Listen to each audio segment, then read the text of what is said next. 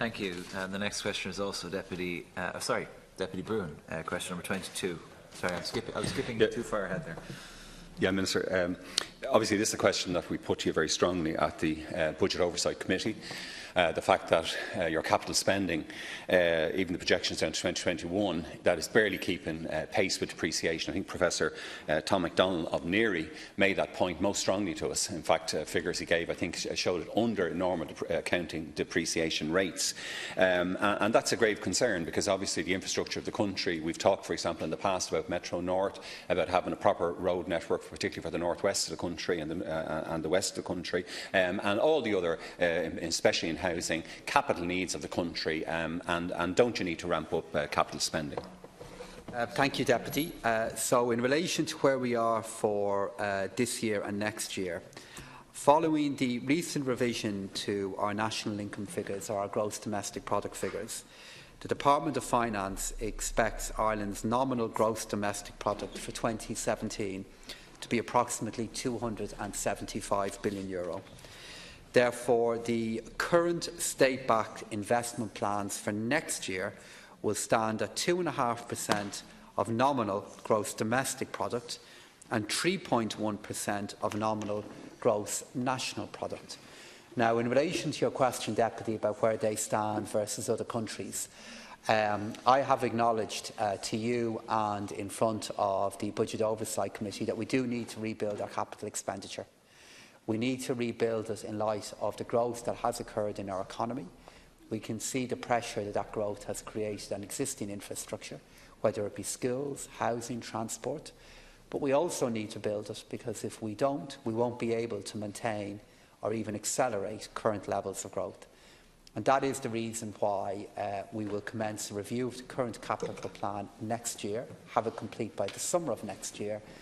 And it's also the reason why I'm aiming to allocate an additional €5 billion on top of the €27 billion that is available for capital investment. And my expectation is that at the end of that capital plan, we will then be bringing up, for the final 2 years of that plan, our investment in capital infrastructure as a percentage of our national income into line with countries who we are competing with. And the real goal then in value will be to keep that level of capital investment flat then for years afterwards, that it neither peaks nor goes into a trough off that level, but that we can keep a steady pace of investment in our schools, in our roads and in other forms of infrastructure, like indeed Metro North. Thank you. Well, thanks, Cathaoirleach. Well, quite clearly, obviously, especially in housing, that I mentioned last, I think before, obviously we need to ramp up the production of social housing, the construction of social housing.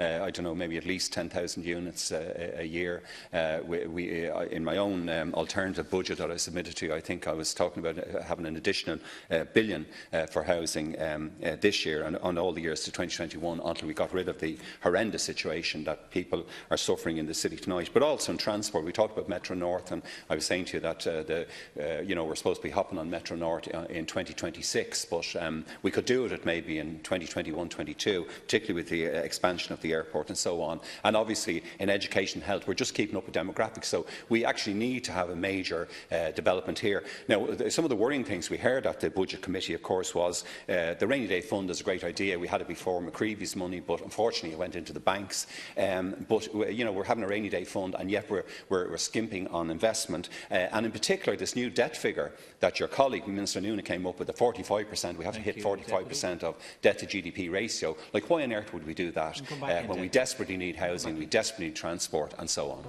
Minister. Thank you. Well, in relation to the current levels of investment that we have, I think we are looking to do more than just keep up with demographics, particularly in education and particularly in health.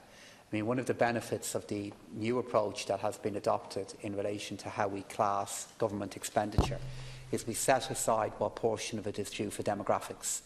So I've always acknowledged that we have to hire a certain number of teachers just to maintain class sizes as they are due to the effect of demographics, and we recognise that in what we publish. The same stands for health. The same stands for a social welfare system. In relation to how we look to increase that further, we want to do it in the way I've outlined to you. Of course, that does depend on our economy growing at a moderate rate across the next 5 years.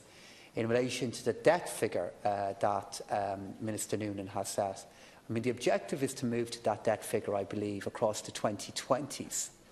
And the reason for that objective, and it's one that I support, is to precisely create the kind of buffer zone in our national debt that if we do get hit again by external forces, as happened in recent years, we have a health within our national finances to allow us to respond back to that in a way that we have not been able to do in recent years.